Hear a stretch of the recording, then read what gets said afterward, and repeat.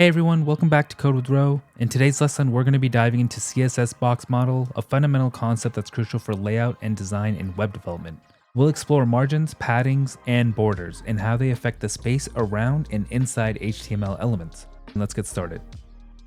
So the CSS box model is like an invisible box that wraps around every HTML element. It consists of four main parts: the content, padding, border, and margin.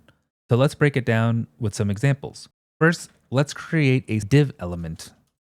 So just like we use the p tag or heading tags, there are also something called div elements, which is used to define a division or a section in HTML. It's a block level element, meaning it typically starts on a new line and stretches out to the left and right.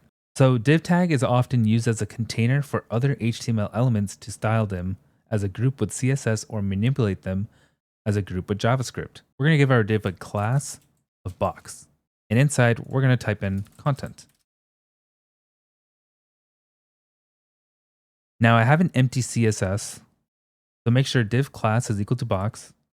Now in our CSS file, in style.css, we're going to be using dot because classes are defined with the dot before their actual name. So dot box, open curly bracket, and let's give it a width of 200 and a height of 200.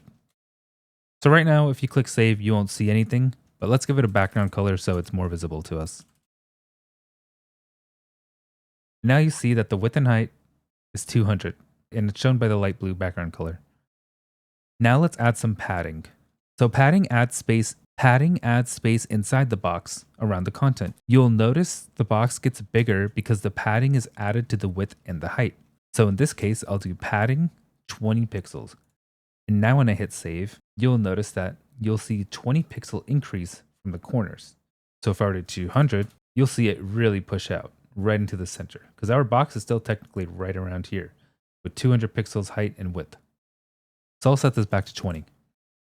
And now we can add a border around it just to make it more visible too. So I'll do border, 5 pixels, and I'll do a solid black border. The border wraps around the padding and the content. Like padding, the border also increases the overall size of the box. Now let's add some margin. Now when I hit save, you'll see that there's some space on the outside, so it's kind of pushing it down. Margin adds space outside the box, creating a gap between our box and any surrounding elements. Now here's a cool tip. You can use the browser's developer tools to inspect the box model of any element. So right click anywhere in the browser and hit inspect. And now you can hit this sign or Control-Shift-C, and what that'll do is let you kind of see the elements in the HTML. So if you hover in the middle, it'll show you the div box that we made.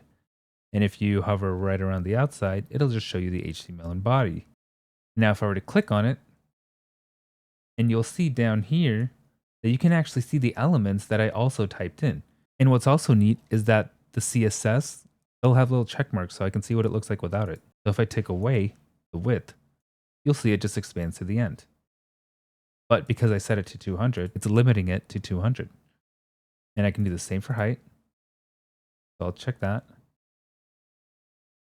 And I'll take away the background color, or you can change it from here. And so on.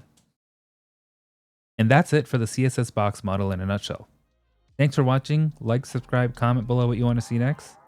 And I'll see you in the next lesson. Subscribe.